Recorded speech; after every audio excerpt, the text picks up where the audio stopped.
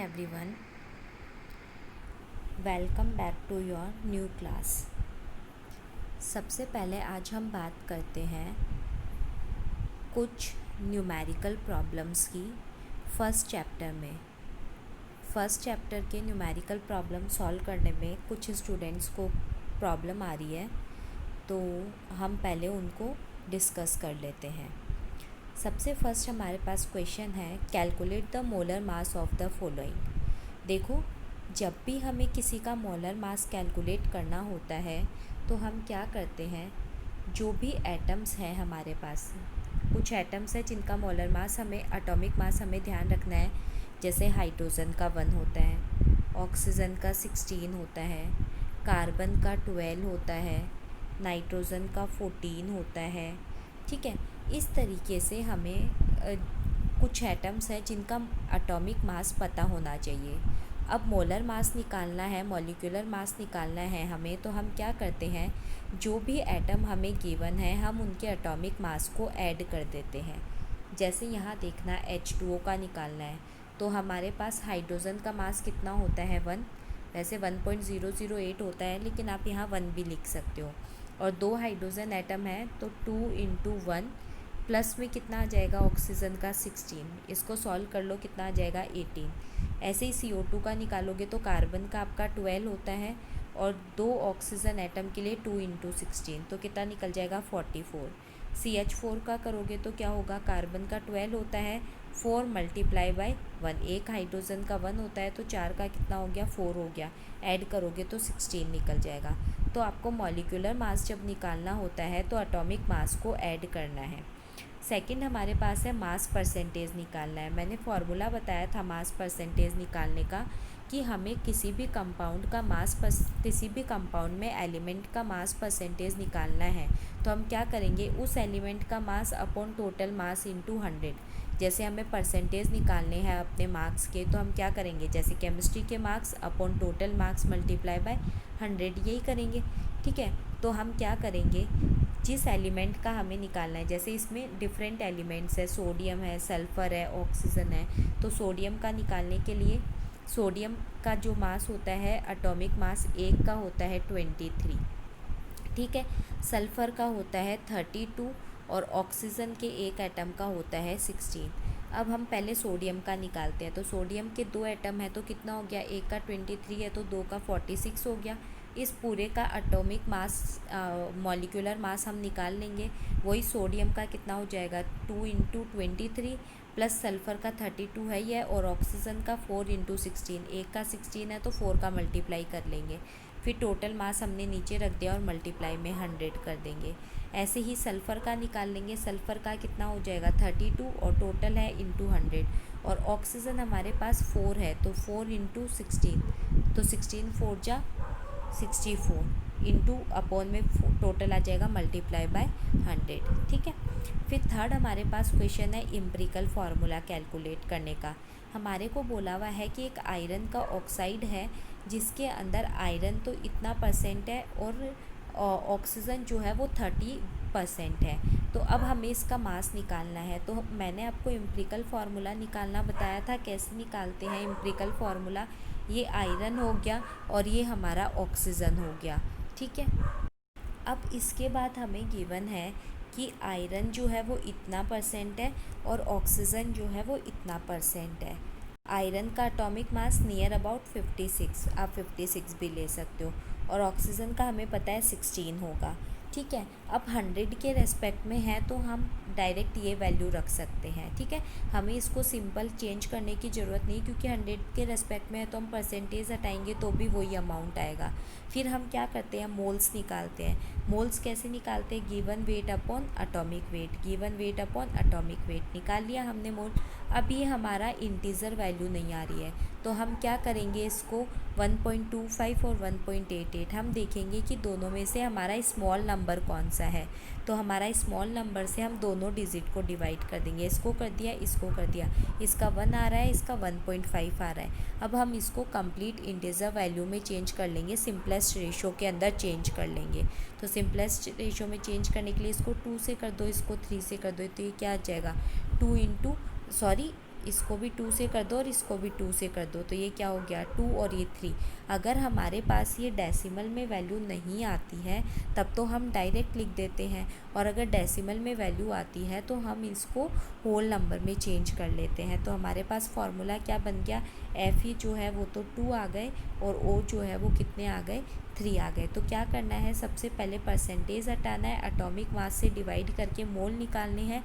अगर मोल direct number में आ जाते हैं तब तो ठीक है, और अगर नहीं आते हैं तो सबसे छोटे नंबर से डिवाइड करके होल नंबर में चेंज कर लेना है। नेक्स्ट फोर्थ क्वेश्चन है हमारे पास, calculate the amount of carbon dioxide that could be produced when 1 mole of carbon is burned in air. देखो अब आपको पहले यहाँ पे रिएक्शन लिखनी है कि ये कार्बन है, ये बर्न हो रहा है, मतलब ऑक्सीजन के साथ रिएक्शन करेगा और क्या बनाएगा, CO2 बनाएगा। तो 1 मोल कार्बन 1 मोल ऑक्सीजन के साथ रिएक्ट करके 1 मोल CO2 बनाता है। कैसे पता 1 मोल है, क्योंकि इनके आगे कोई नंबर नहीं है, इसका मतलब ये कितना मोल बन रहा है, 1 मोल बन रहा है। ऑक्सीजन O2 का मास कितना हो गया 32, क्योंकि 16 + 16 32, और CO2 का जैसे अभी हमने निकाला था 12 + 2 × 16, तो कितना आ जाएगा 44 आ जाएगा। ठीक है, तो यहाँ से हमने निकाल लिया 1 mole of carbon is burned in the air. आपको CO2 का अमाउंट निकालना है तो 44 ग्राम आ गया। सेकंड बोल रहा है 1 mole of carbon is burned in 16 gram of oxygen.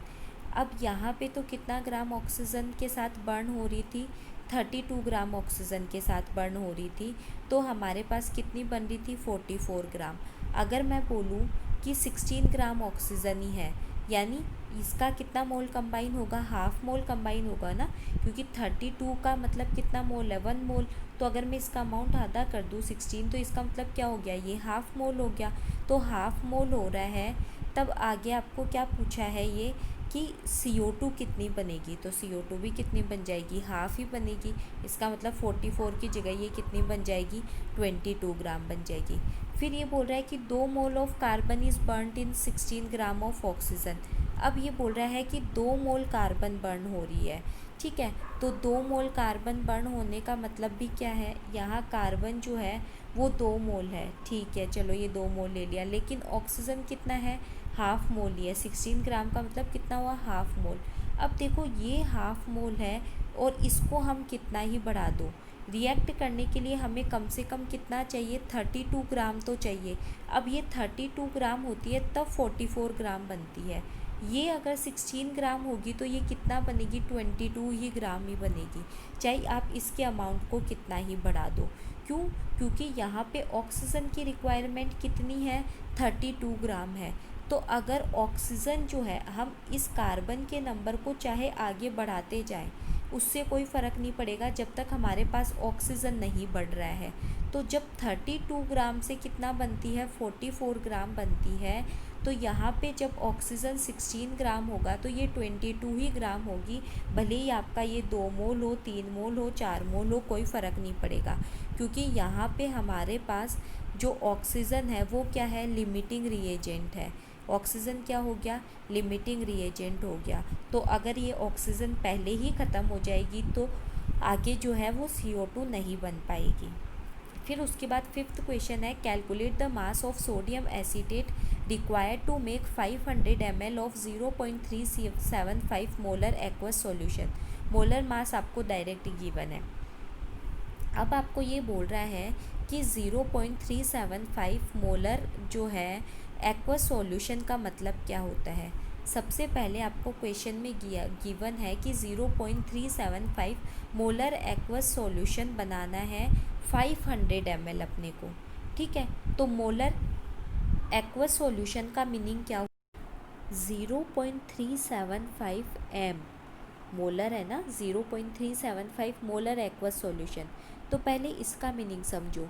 हमने मोलरिटी पढ़ी है, मोलरिटी का मतलब क्या होता है कि 1000 ml में इतने मोल प्रेजेंट है, तभी तो हम कहेंगे ना कि इतना m हमारे पास एक्वस सॉल्यूशन है।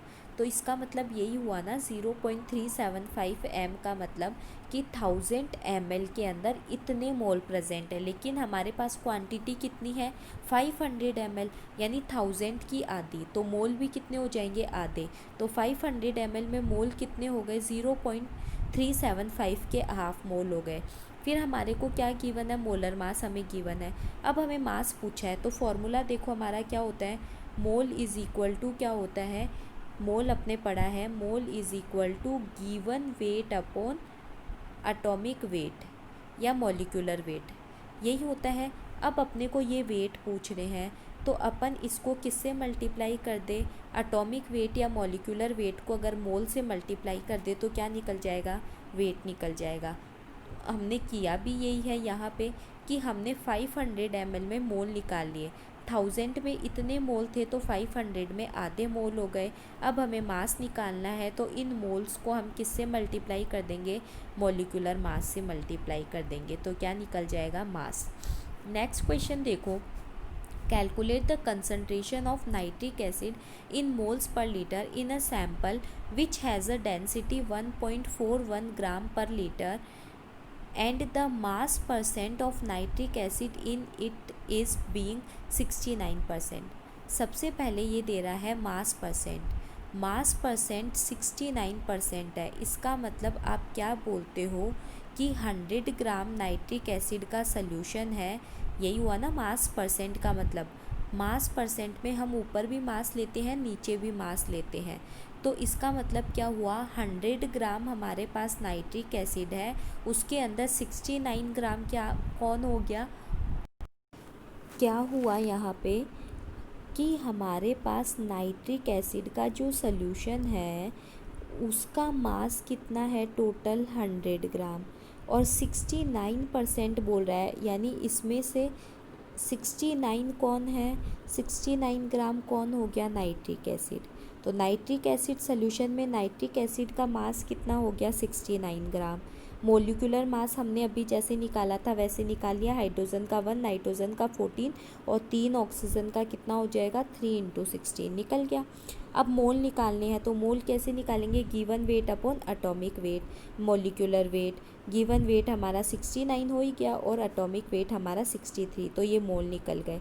अब आपको यहाँ पे सॉल्यूशन की डेंसिटी दी हुई है तो आप पहले वॉल्यूम निकालो, तो वॉल्यूम निकालोगे तो डेंसिटी हमारी क्या होती है, मास पर वॉल्यूम, तो वॉल्यूम हमारा क्या हो गया, मास पर डेंसिटी। तो मास हमारा सॉल्यूशन का कितना है, 100 ग्राम, और डेंसिटी आपको गिवन है 1.41 ग्राम। तो यहाँ से आपका क्या निकल गया, लीटर के अंदर हमारा वॉल्यूम निकल गया। वॉल्यूम निकलने के बाद आपको क्वेश्चन में क्या पूछा है कि मोल्स पर लीटर में आपको इसकी कंसंट्रेशन निकालनी है, निकाल लो। मोल्स पर लीटर, मोल कितने थे इसके, ये रहे मोल, और ये वॉल्यूम कितना था, ये रहा, तो इसकी क्या निकल गई, कंसंट्रेशन निकल गई मोल पर लीटर में।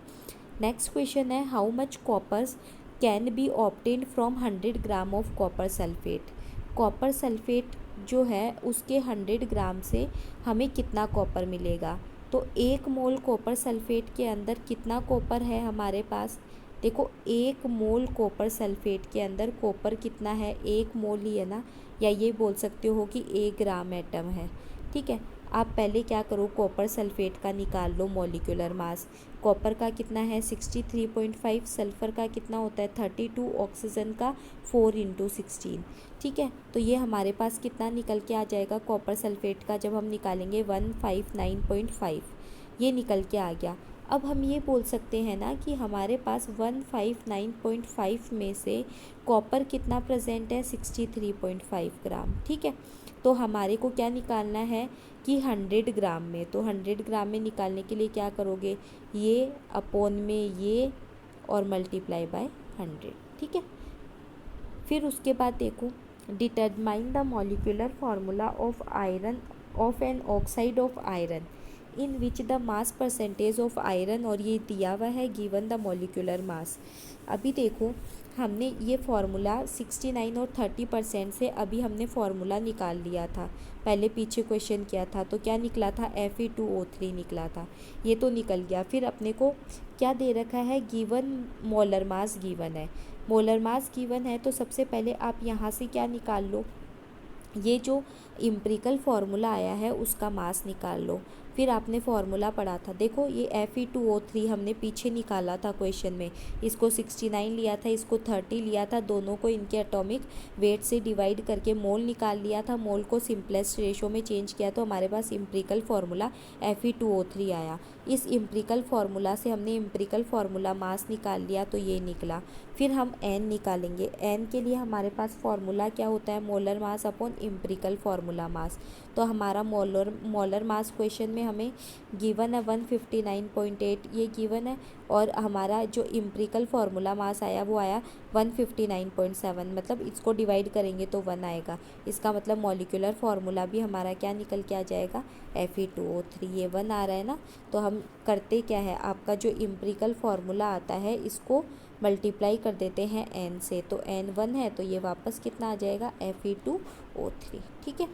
फिर उसके बाद है calculate the atomic mass average of chlorine. देखो मैंने सिंपली आपको फार्मूला बताया था कि आपको करना क्या है, इसका जो परसेंटेज है उसको इसकी अबंडेंस से मल्टीप्लाई कर दो।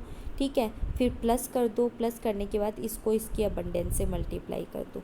ठीक है, बस, और मल्टीप्लाई कर दोगे आप सीधा, इनको ऐड कर लोगे तो आपका क्या निकल जाएगा, इम्प्रिकल फार्मूला, ये सॉरी एवरेज एटॉमिक मास निकल जाएगा। एवरेज एटॉमिक मास का वैसे मैंने आपको फार्मूला भी बता रखा है कि आप कैसे निकाल सकते हो। तो यहाँ देखो, आप अगर डायरेक्ट परसेंटेज में रखते हो, जैसे यहाँ पे परसेंटेज को इसने 100 से चेंज कर लिया, तो आप डायरेक्ट भी कर सकते हो इसको, इस परसेंटेज को इसके साथ मल्टीप्लाई कर दो, इस परसेंटेज को इसके साथ मल्टीप्लाई कर दो, दोनों को प्लस करके 100 का डिवाइड कर दो। ये हमने फार्मूला पढ़ा था A1 x1 plus A2 x2 upon में 100। तो A1 x1 जो भी आपका मास है वो उसको उसकी नेचुरल अबेंडेंस प्लस दूसरे का मास उसकी नेचुरल अबेंडेंस अपॉन में 100। नेक्स्ट क्वेश्चन है हमारे पास 3 मोल्स ऑफ इथेन, देन आपको ये नंबर्स कैलकुलेट करने हैं। तो देखो, सबसे पहले फर्स्ट हमारे पास क्वेश्चन है number of moles of carbon atom. हमने देखा कि एक मोल के अंदर कितने कार्बन एटम हैं, 2 कार्बन एटम हैं, तो 3 के अंदर कितने हो जाएंगे, 6 हो जाएंगे। सेम ऐसे ही हाइड्रोजन एटम, एक मोल में 6 हाइड्रोजन है तो 3 में कितने हो जाएंगे, 18 हो जाएंगे। फिर number of molecules of ethane, तो एक मोल में किसके इक्वल होते हैं, एवोगैद्रो नंबर के इक्वल, तो 3 मोल में भी कितने हो जाएंगे, 3 इंटू एवोगैद्रो नंबर।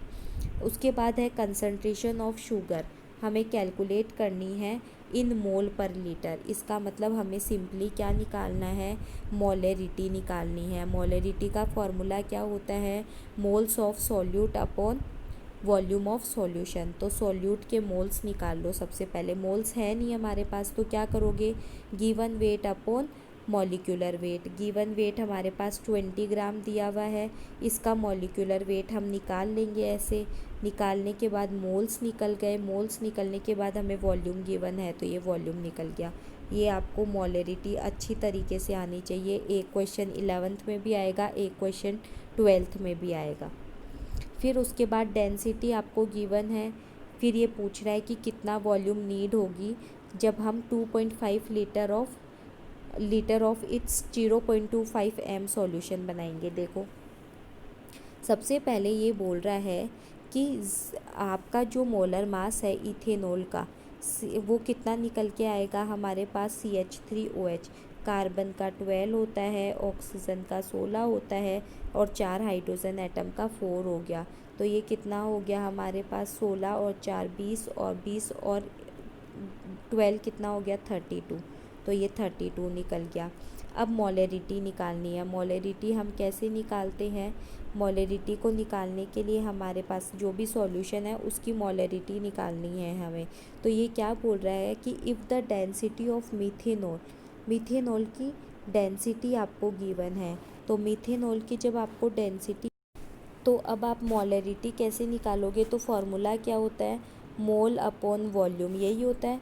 अब मोल्स जो है सॉल्यूट के हम कैसे निकालेंगे, given weight upon molecular wait. अब देखो यहाँ पे हमें वेट नहीं गिवन है डायरेक्टली, हमें क्या गिवन है, डेंसिटी गिवन है, लेकिन हम यहाँ से ये देख सकते हैं ना कि 1 लीटर के अंदर कितना किलोग्राम है, 0.793 किलोग्राम है।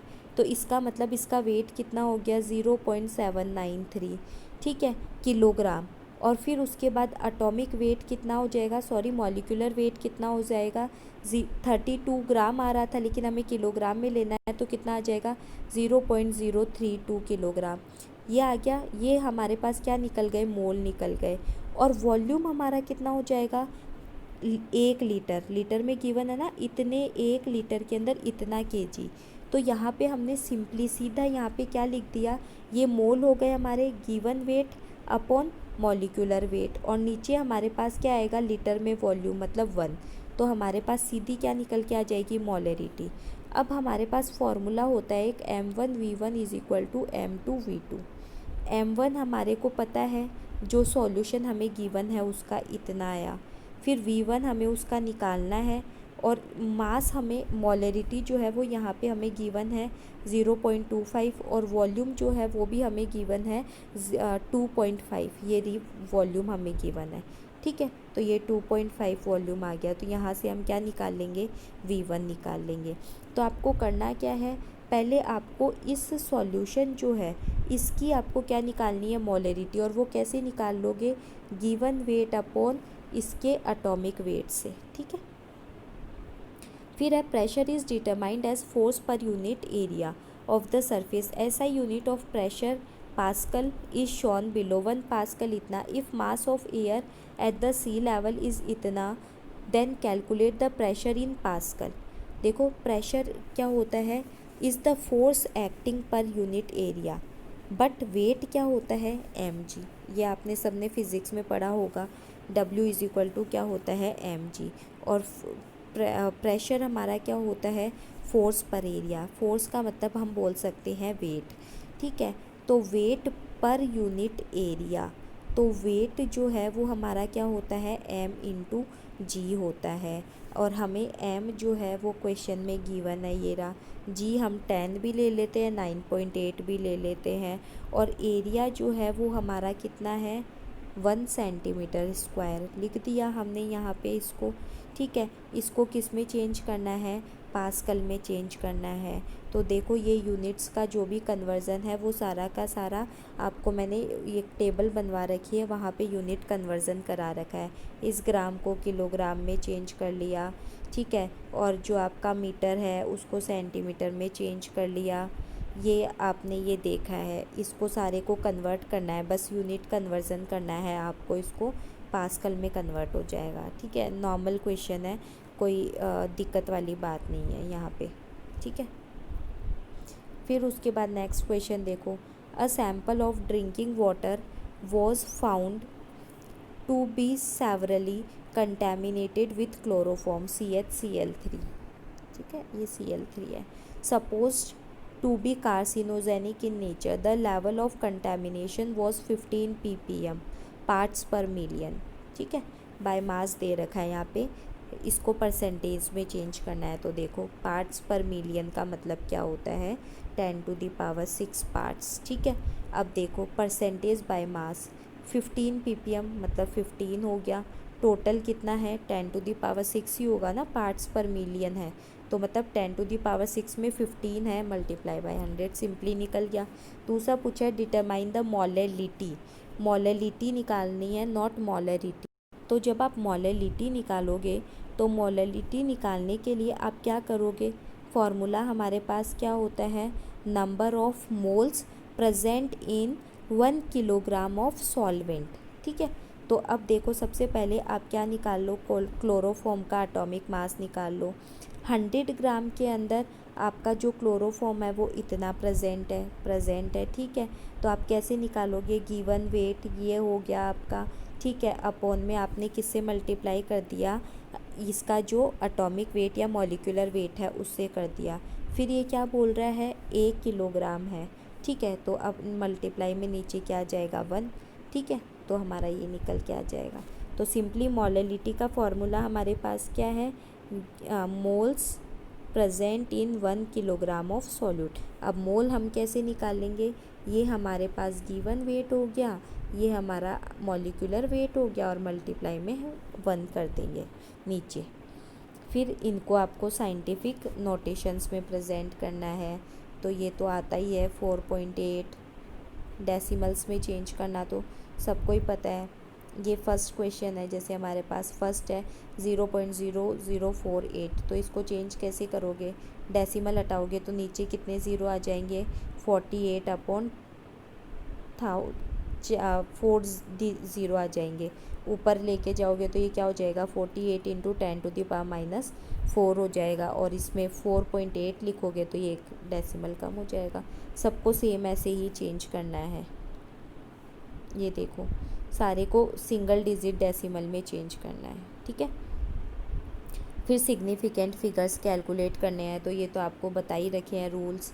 यहाँ पे 2 सिग्निफिकेंट होंगे, यहाँ पे 3 सिग्निफिकेंट होंगे, यहाँ पे 4 सिग्निफिकेंट होंगे, ठीक है। और यहाँ पे जो नेक्स्ट फोर्थ हमारे पास है, यहाँ पे 3 सिग्निफिकेंट होंगे, फिर यहाँ पे 4 सिग्निफिकेंट होंगे, यहाँ पे 5 सिग्निफिकेंट होंगे।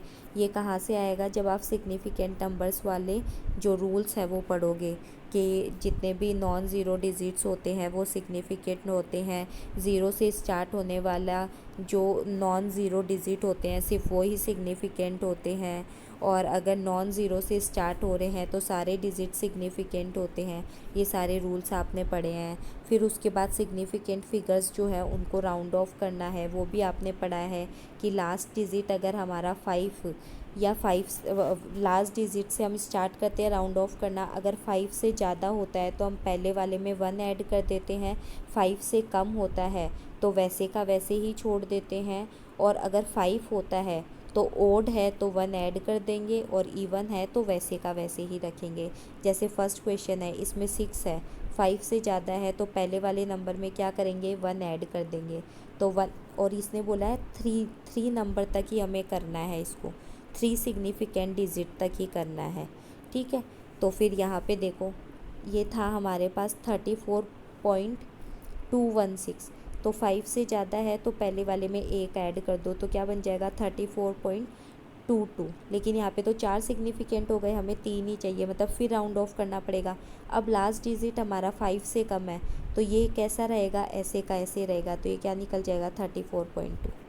ऐसे ही आप देख लो नेक्स्ट, ये देख लो, जैसे ये लास्ट डिजिट है 7, 5 से ज़्यादा है तो इसमें क्या करेंगे, 1 ऐड कर देंगे, तो 10.411 बन जाएगा।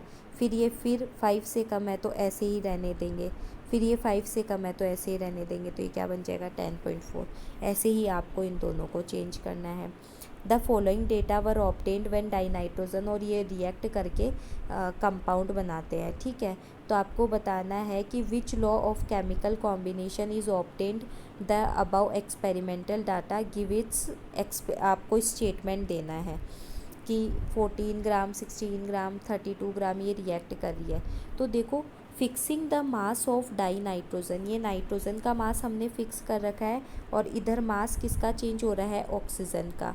जब हमने मास जो है डाई नाइट्रोजन का 28 ग्राम फिक्स कर लिया, तो मास ऑफ डाई ऑक्सीजन जो कंबाइन हो रहा है वो कितना कंबाइन हो रहा है, 32, 64, 32, 80 ग्राम इन द गिवन 4 ऑक्साइड्स। कि हमारे पास अगर हम ये बोल दें कि हमने नाइट्रोजन जो है उसका मास 28 ग्राम फिक्स कर लिया, जैसे यहाँ पे 28 ग्राम मैंने फिक्स कर लिया, इसको भी 28 कर दूँ, इसको भी 28, और ये दोनों 28 है तो ये यहाँ डबल कर रहे हैं तो ये भी डबल हो जाएगा, ये 64 हो जाएगा, ये 32 रहेगा और ये 80 रहेगा। यही हुआ ना, ये देखो 32, 64, 32, 80 ये इसमें हो रहा है। और जब हम इनका सिंपलेस्ट रेशो निकालेंगे तो हमारे पास क्या आएगा, 1:2:1:5 which is simplest whole number ratio. इसका मतलब कौन सा लगेगा, लॉ ऑफ मल्टीपल प्रोपोर्शनल, कि हमने एक का मास जब हम फिक्स कर देते हैं तो दूसरे का जो रेशो होता है, जो दूसरा एलिमेंट कंबाइन होता है वो एक सिंपलेस्ट रेशो में होता है। फिर सेकंड आपको किलोमीटर को, इनको ml को, इनको चेंज करना है, तो ये यूनिट कन्वर्जन आप टेबल से करोगे, टेबल आपने पढ़ी है। फिर उसके बाद है कि लाइट की स्पीड इतनी है तो calculate the distance covered by light in 2 nano second. Distance क्या होता है, स्पीड इनटू टाइम। स्पीड आपको गिवन है, टाइम आपको गिवन है, ठीक है। तो आप इसको क्या कर लोगे, चेंज कर लोगे। जैसे नैनो सेकेंड दिया हुआ है तो नैनो का मतलब 10⁻⁹ होता है मीटर, तो मीटर में चेंज कर लोगे इसको, तो ये आपका क्या आ जाएगा, डिस्टेंस आ जाएगी। फिर ये बोल रहा है कि A+B2 रिएक्ट करके AB2 बनाते हैं, लिमिटिंग रिएजेंट आपको कैलकुलेट करना है। मैं एक बता रही हूँ, फिर आगे वाले आप खुद करोगे, सेम ही है कि 300 एटम्स जो है वो A के कंबाइन हो रहे हैं और 200 जो मॉलिक्यूल्स है वो B के कंबाइन होते हैं। तो देखो आपने क्या देखा यहाँ पे, इस रिएक्शन में A+B2 और क्या बन रहा है, AB2, यानी एक एटम तो इसका और एक मॉलिक्यूल इसका कंबाइन होकर एक मॉलिक्यूल जो है वो AB2 बनाता है। यही है इस रिएक्शन का मतलब। अब ये क्या बोल रहा है कि आपको क्वेश्चन में कि इसके तो 300 एटम्स कंबाइन हो रहे हैं और इसके 200 जो एटम्स है वो कंबाइन हो रहे हैं, तो हमारे को क्या चाहिए, इसका एक और इसका भी एक ही चाहिए। जब B2 के यानी B के 200 मॉलिक्यूल्स रिएक्ट कर रहे हैं तो A के हमारे पास 200 मॉलिक्यूल सफिशिएंट है, यानी यहाँ पे हमारे पास 100 जो है वो क्या है, एक्सिस में ही है, मतलब लिमिटिंग एजेंट कौन सा हो गया, B हो गया, ठीक है। ऐसे ही आप आगे वाले सेम क्वेश्चन करोगे कि ये भी 1 चाहिए, ये भी 1 चाहिए। अगर इन दोनों का अमाउंट सेम है तब तो ठीक है, और अगर इनमें से कोई भी एक ज़्यादा है तो वो क्या हो जाएगा, एक्सिस हो जाएगा। जैसे 2 मोल A है और 3 मोल B है, तो यहाँ पे इसका 2 और इसका 2 ही चाहिए हमें, तो 1 मोल एक्स्ट्रा है तो B क्या हो जाएगा, एक्सिस हो जाएगा, तो A क्या हो जाएगा, लिमिटिंग हो जाएगा। फिर है डाइनाइट्रोजन और हाइड्रोजन रिएक्ट करते हैं और अमोनिया बनाते हैं, ठीक है, बना लिया। अब आपको बताना है will any of 2 reactants remain unreacted. हमने क्या देखा, ये 1 मोल, ये 3 मोल और ये 2 मोल बनते हैं, तो आपका मतलब क्या हुआ, 1 मोल का मतलब क्या हुआ, 28 ग्राम, यही बोल सकते हो ना, 14 2 ज़ा 28, और ये कितना हो गया हमारे पास 6 ग्राम, क्योंकि एक हाइड्रोजन H2 का कितना हो गया 2 और 3, तो कितना हो गया 6 ग्राम, यानी 28 ग्राम N2 जो है वो कितने 6 ग्राम हाइड्रोजन के साथ रिएक्ट करती है, ठीक है। अब क्वेश्चन में क्या दिया हुआ है, dinitrogen react with each other to produce ammonia, will any of the 2 reactants remain unreacted. अब देखो ये बोल रहा है 2000 gram of nitrogen will react with hydrogen 200। यहाँ पे देखो क्या मतलब है कि अगर मैं बात करूँ इस क्वेश्चन में, तो हमारे पास कुछ मिसिंग है, वो है क्वेश्चन नंबर 1। एक जो क्वेश्चन है इसका वो यहाँ पे मिस है, तो वो फर्स्ट क्वेश्चन जो है वो ये है कि 2000 ग्राम जो है वो हमारी नाइट्रोजन 1000 ग्राम हाइड्रोजन के साथ अगर रिएक्ट करे तो आपको अमोनिया जो है उसका मास कैलकुलेट करना है, ठीक है। ये एक क्वेश्चन मिस है यहाँ पे, तो वो देखो 2000 ग्राम नाइट्रोजन जो है वो रिएक्ट करती है कितने हाइड्रोजन के साथ, 6/28 इंटू 2000 ग्राम, ठीक है। फिर इसका मतलब आपने क्या देखा, nitrogen is limiting reagent while hydrogen is axis reagent. ये क्या बोल रहा है कि हमें तो चाहिए कितना, 1 मोल नाइट्रोजन चाहिए, यानी 28 ग्राम नाइट्रोजन के साथ 3 मोल हाइड्रोजन चाहिए, 6 ग्राम हाइड्रोजन चाहिए, ठीक है। तो ये क्या बोलता है कि 2000 ग्राम नाइट्रोजन के साथ कितनी हाइड्रोजन रिएक्ट करेगी, इतनी हाइड्रोजन रिएक्ट करेगी 428.6, और हमारे पास है कितनी 1000, इसका मतलब हाइड्रोजन हमारे पास क्या है, एक्सिस में है। दूसरा क्या बोल रहा है, 2 मोल नाइट्रोजन से कितनी प्रोड्यूस हो रही है अमोनिया, 2 मोल अमोनिया ही प्रोड्यूस हो रही है ना, 2 मोल नाइट्रोजन के साथ अमोनिया जो है वो कितनी प्रोड्यूस होगी। ये देखो यहाँ पे 1 मोल जो नाइट्रोजन है, सॉरी 1 मोल नाइट्रोजन जो है उससे 2 मोल अमोनिया प्रोड्यूस होती है। इसका मतलब 2 मोल अगर हमारे पास नाइट्रोजन है तो उससे अमोनिया जो है वो कितना प्रोड्यूस होगी, 4 मोल अमोनिया प्रोड्यूस होगी। ठीक है, तो आप ये भी बोल सकते हो ना कि 28 ग्राम जो है N2+3H2 2NH3 बन रहा है, 28 ग्राम से जो अमोनिया बनती है वो कितनी बनती है, 34 ग्राम। कैसे आया ये 34 ग्राम? नाइट्रोजन का 14 होता है और 3 हाइड्रोजन का 3, तो 17 हो गया, और 2 है तो ये कितना हो गया, 34 ग्राम। तो आप क्या बोल सकते हो कि 28 ग्राम से कितने ग्राम बनती है, 34 ग्राम। तो 2000 से कितने बन जाएगी, 34/28 × 2000। ठीक है, फिर उसके बाद उसने बोला कि will any of the two reactants remain unreacted. Hydrogen जो है वो बहुत ज़्यादा है, हमें हाइड्रोजन तो इतना ही चाहिए, वो ज़्यादा है, तो इसका मतलब हाइड्रोजन अनरिएक्टेड रहेगा। और कितनी अनरिएक्टेड रहेगी, 1000 है हमारे पास, इतनी काम आएगी, तो इतनी क्या रहेगी, अनरिएक्टेड। अब है next, how are 0.5 mole Na2CO3 and 0.50 capital M Na2CO3 different. देखो, मोलर मास इतना हो गया, मोलर मास आप निकाल लोगे Na2CO3 का, 1.106 ग्राम पर मोल निकला। 0.50 मोल का मतलब क्या हुआ हमारे पास कि इतने मोल जो है 0.50 मोल कि इसका मतलब क्या हुआ, 0.50 इंटू 105, 105 बोल दो, 106 ले लो, एक ही बात है।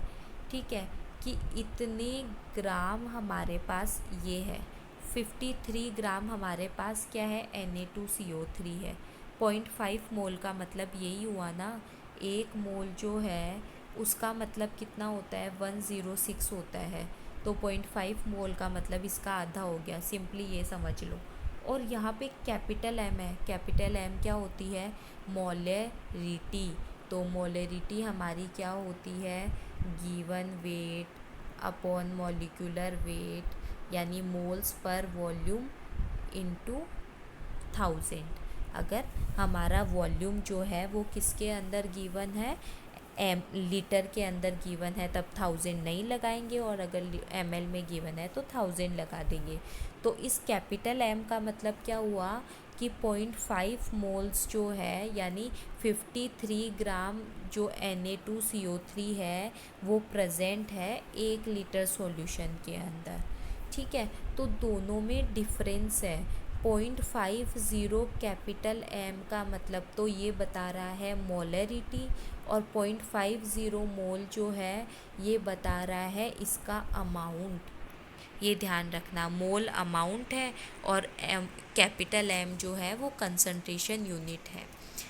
If 10 volume of dihydrogen gas react with 5 volume of dioxygen, ये बोल रहा है कि डाईऑक्सीजन जो है, हाइड्रोजन जो है उसका 10 वॉल्यूम और हमारे 5 वॉल्यूम ऑक्सीजन, ये रिएक्ट करके कितना वॉल्यूम वाटर वेपर बनाते हैं। तो पहले देखो, ये 2 और ये 1 रिएक्ट करके 2 बनाते हैं।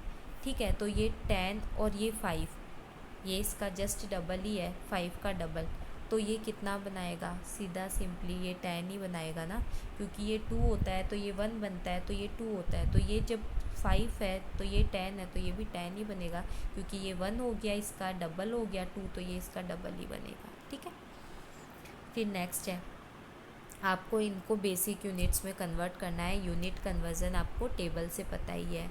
फिर ये बोल रहा है लार्जेस्ट नंबर ऑफ़ एटम्स किस में प्रेजेंट है। तो लार्जेस्ट नंबर ऑफ़ एटम्स हमें निकालने के लिए हमें क्या करना पड़ेगा, पहले इनको मोल में चेंज करना पड़ेगा। मोल में चेंज करने के लिए हम क्या करेंगे, गिवन वेट दे दिया, अपॉन में इनका सबका एटॉमिक वेट। ठीक है, और एटम्स निकालने हैं, पार्टिकल्स निकालने हैं, मॉलिक्यूल्स निकालने हैं, तो एवोगैड्रो नंबर से सबको मल्टीप्लाई कर दो। फिर उसके बाद आता है calculate the molarity of solution of ethanol in water in which the mole fraction of ethanol is इतना गिवन है। मोल फ्रैक्शन आपको गिवन है। मोल फ्रैक्शन का फॉर्मूला क्या होता है, 1 के मोल अपॉन टोटल मोल। ठीक है। अब हमें यहाँ पे मोल फ्रैक्शन गिवन है, तो यहाँ पे एम क्या है, the M is to find number of moles of ethanol in 1 litre of solution which is nearly 1 litre of water. ठीक है, हम ये बोल सकते हैं कि 1 लीटर सॉल्यूशन का मतलब क्या हो गया कि 1 लीटर वाटर ही है। अब देखो कैसे निकालेंगे हम number of moles in 1 litre of water. 1 litre of water के अंदर हमें क्या निकालना है, नंबर ऑफ़ मोल्स निकालने हैं। तो कैसे निकालेंगे, given weight upon molecular wait. अब 1 लीटर वाटर का मतलब हमारे पास मास कितना हो गया, 100 ग्राम, या ये बोल सकते हो 1 किलोग्राम। 100 ग्राम तो नहीं, 1000 ग्राम, मतलब 1 किलोग्राम, यही हुआ ना, 1 लीटर तभी होगा। तो 1 किलोग्राम अपॉन 1 किलोग्राम तो हमारा क्या हो गया, मास हो गया, जिसको हमने सॉरी 1 किलोग्राम नहीं, 1000 ग्राम। 1000 ग्राम का मतलब हमारा क्या हो गया, 1 kg हो गया ना। तो हमने यहाँ पे क्योंकि क्या बोल दिया, सीधा 1 लीटर मान लिया इसको, कि हमारा जो वाटर है, हमारा जो पानी है, इथेनॉल जो है, उसके जो मोल्स हम निकाल रहे हैं वो 1 लीटर ऑफ द सॉल्यूशन में निकाल रहे हैं। इसका मतलब 1 लीटर वाटर के लगभग, क्योंकि सॉल्यूशन हमने डाइल्यूट अज्यूम कर लिया। तो कैसे निकलेगा, वाटर का कितना हो गया, given weight upon molecular wait. Given weight 1000 ले लिया हमने, और मॉलिक्यूलर वेट जो है वो हमें पता है 18 होता है, निकल गया। ठीक है, फिर यहाँ से इसके मोल्स निकल गए, इसके मोल्स निकल गए।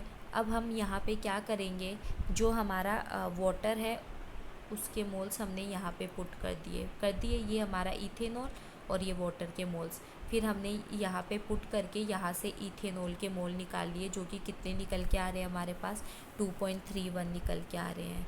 तो मोलरिटी भी कितनी हो जाएगी, 2.31 ही हो जाएगी, क्योंकि हमने सॉल्यूशन जो है उसको कितना ले रखा है, 1 लीटर ले रखा है।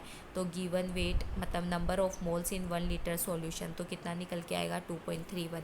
आपको यहाँ पे क्या करना है, मोल फ्रैक्शन गिवन है, आप वाटर के मोल्स निकाल लो 1 लीटर लेके। 1 लीटर लेके निकालोगे तो मास 1 kg हो गया, 1 kg मतलब 1000 ग्राम हो गया। वेट कितना हो गया, एटॉमिक वेट 18 हो गया। तो इसके मोल्स वाटर के निकल गए, वाटर के मोल्स की वैल्यू यहाँ पुट करके आप किसके मोल्स निकाल लो, इथेनॉल के, और वही उसकी क्या हो जाएगी, मोलरिटी। नेक्स्ट 30th क्वेश्चन है हमारे पास, what will be the mass of 1 carbon atom in ग्राम।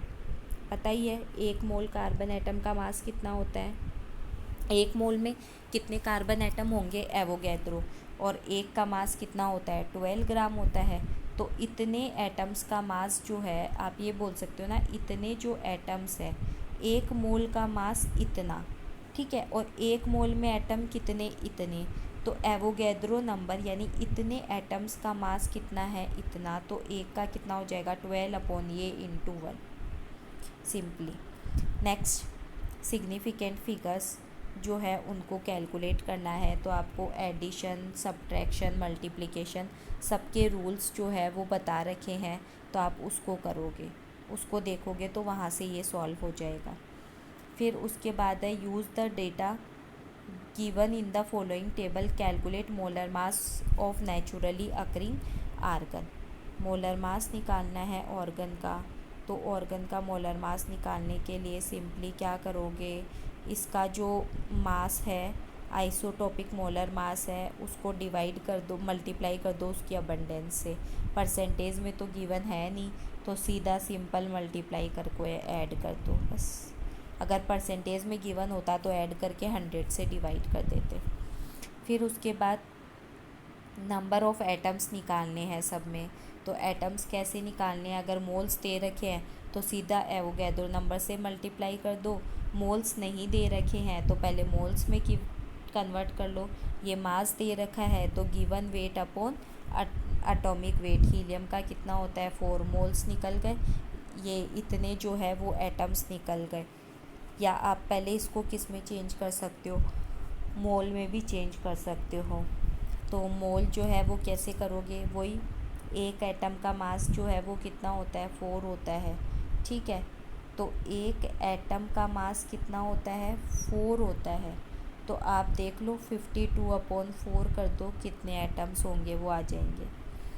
फिर यहाँ पे ग्राम में देखो, म्यू और ग्राम का यही फ़र्क है।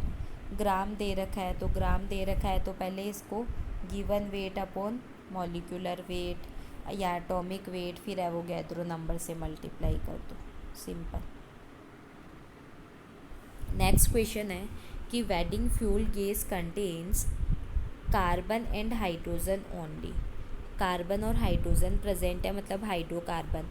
Burning a small sample of it in oxygen gives 3.38 gram carbon dioxide, 0.690 gram of water and no other products. Volume जो है वो 10 लीटर है। एसटीपी पे welding gas is found to weigh दे रखा है इतना। Empirical formula, molar mass of gas और मॉलिक्यूलर फार्मूला। सबसे पहले देखो, कोई भी वेल्डिंग गैस है जिसमें कार्बन और हाइड्रोजन है, तो जब आप उसको बर्न करोगे तो हमेशा हाइड्रोकार्बन के बर्निंग से कार्बन डाइऑक्साइड और वाटर बनता है।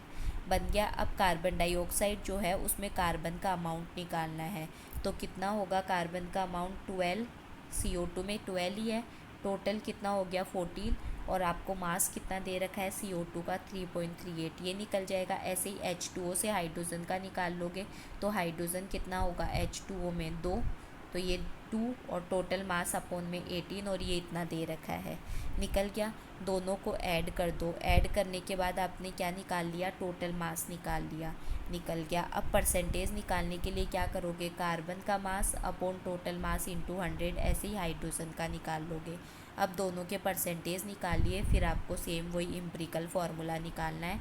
एटॉमिक मास से डिवाइड कर दोगे तो आपके मोल निकल जाएंगे, और ये मोल जो है वो सिंपलेस्ट रेशो में चेंज करोगे तो 1 आएगा। तो फार्मूला क्या हो गया, इम्प्रिकल फार्मूला CH हो गया। दूसरा क्वेश्चन में हमारे पास क्या पूछा है, मोलर मास निकालना है। मोलर मास निकालने के लिए आपको क्या दे रखा है क्वेश्चन में कि 10 लीटर है वेल्डिंग गैस और उसका वेट 11.6 दे रखा है। तो आपने देखो 10 लीटर पे वेट कितना है उसका 11.6 है, और हमें पता है STP पे वॉल्यूम कितना होता है 22,400 ml या फिर 22.4 लीटर। तो 22.4 लीटर पे कितना हो जाएगा, ये अपॉन में ये मल्टीप्लाई 22, तो ये 26 वो क्या निकल गया आपका मोलर मास निकल गया। अब आपको क्या निकालना है, मॉलिक्यूलर फार्मूला। तो कैसे निकालोगे इसको, आपका जो इम्प्रिकल फार्मूला है इसको n से मल्टीप्लाई, n कैसे निकलेगा, मॉलिक्यूलर मास ये 26 अपॉन इम्प्रिकल फार्मूला मास, ये कितना हो जाएगा 12 + 1, तो ये कितना हो गया 13। ठीक है, दोनों को डिवाइड कर दोगे तो 2, तो CH को 2 से मल्टीप्लाई कर दोगे तो क्या निकल जाएगा C2H।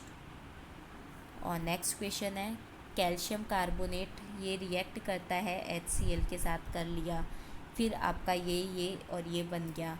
तो आपको बताना है what mass of calcium carbonate is required to react completely with 25 ml of 0.75 m HCl, यानी कैल्शियम कार्बोनेट का आपको मास निकालना है। कैसे निकालोगे देखो, सबसे पहले आपको क्या बता रहा है कि आपको किसका मास कैलकुलेट करना पड़ेगा, HCl का, इन 25 ml of 0.75, 25 ml of 0.75 m HCl। तो देखो यहाँ पे सीधा क्या आ रहा है MHCl 25 ml, तो इसका सिंपली मीनिंग देखो क्या है, यहाँ पे स्मॉल m लिखा हुआ है, ये स्मॉल नहीं है, ये कैपिटल ही होगा, देखो कैपिटल M है। इसका मतलब आप ये बोल सकते हो ना कि 1000 ml के अंदर ये जो 0.75 है, इस 0.75 m HCl है, इसका मतलब ये इसकी मोलरिटी तो है, इसका मतलब 1000 ml के अंदर इतने मोल प्रेजेंट है, तो ये इतने मोल प्रेजेंट हो गए। ठीक है, अब अपन इसका क्या निकालते हैं, मास निकालते हैं।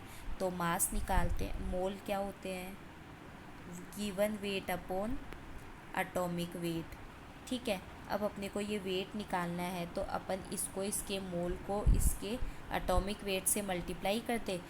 क्लोरीन का 35.5 और हाइड्रोजन का 1, तो 36.5 हो गया। इन दोनों को मल्टीप्लाई कर दिया तो यहाँ इसका क्या निकल गया, वेट निकल गया। अब आप क्या बोल सकते हो कि 1000 में इतना अमाउंट है। ठीक है, तो 25 में कितना होगा, ये अपॉन में ये इंटू 25 निकल गया यहाँ से। अब उसके बाद आपको क्या कैलकुलेट करना है, कितना ग्राम कैल्शियम कार्बोनेट की रिक्वायरमेंट होती है। तो रिएक्शन हमारे पास ये है। यहाँ देखो आपको सीधा दिख रहा है कि 1 मोल जो है वो 2 मोल HCl के साथ रिएक्ट करता है। सीधा यही मीनिंग है ना। 1 मोल का मतलब कितना हो गया, 100 ग्राम। कैल्शियम जो है उसका निकालोगे आप, कैल्शियम कार्बोनेट का, तो मास निकल के आएगा 100 ग्राम। कैल्शियम का 40, कार्बन का 12 और 3 ऑक्सीजन जो है उसका 48 हो गया। ठीक है, तो 48, 12 और ये क्या हो गया 40, मतलब 60 + 40 100 आ गया। और यहाँ पे कितने मोल के साथ रिएक्ट कर रहा है, 2 मोल के साथ, यानी 73 ग्राम के साथ। तो आप सिंपली ये कह सकते हो ना कि 100 ग्राम जो होता है वो रिएक्ट करता है 73 ग्राम के साथ। अब आपको ये बताना है कि इतने ग्राम के साथ कितना रिएक्ट करेगा, तो ये बोल दो 73 के साथ कितना रिएक्ट करता है 100, तो इतने के साथ कितना रिएक्ट करेगा 100/73 इंटू ये, बस। और लास्ट क्वेश्चन है आपका सेम यही कि आपका क्लोरीन जो है इस लेबोरेटरी में हम क्लोरीन प्रिपेयर कर रहे हैं, मैग्नीज डाइऑक्साइड की रिएक्शन हम HCl के साथ करवाते हैं। आपको HCl के ग्राम्स निकालने हैं with 5 gram of manganese dioxide. सबसे पहले तो यहाँ पे आप इसका एटॉमिक मास निकाल लिया आपने इसका एटॉमिक मास, यानी 87 आया। तो आप क्या बोल सकते हो कि 87 के साथ कितना रिएक्ट कर रहा है, 4 × 36.5, यही हुआ ना। एक का 36.5 है तो 4 का 36.5 × 4 यानी 146, ये हो रहा है 146 रिएक्ट कर रहा है। तो 87 के साथ 146 कर रहा है, तो 5 के साथ कितना करेगा 146/87 × 5। सीधा सिंपल है, जैसे आप मैथ्स में पढ़ते आए हो ना आज तक कि इसने 1 रुपए की 4 टॉफ़ी आती है तो 5 रुपए की कितनी टॉफ़ी आएगी, तो वही चीज़ है। 1 की अगर 4 आती है तो 5 की कितनी आएगी, 4/1 × 5। बस ऐसे ही हम यहाँ पे कर रहे हैं। ठीक है, अब कोई प्रॉब्लम हो तो फिर से पूछ लेना, किसी भी क्वेश्चन में कोई डाउट हो तो। बाकी मैंने सारे न्यूमेरिकल सॉल्व करवा दिए हैं। ठीक है।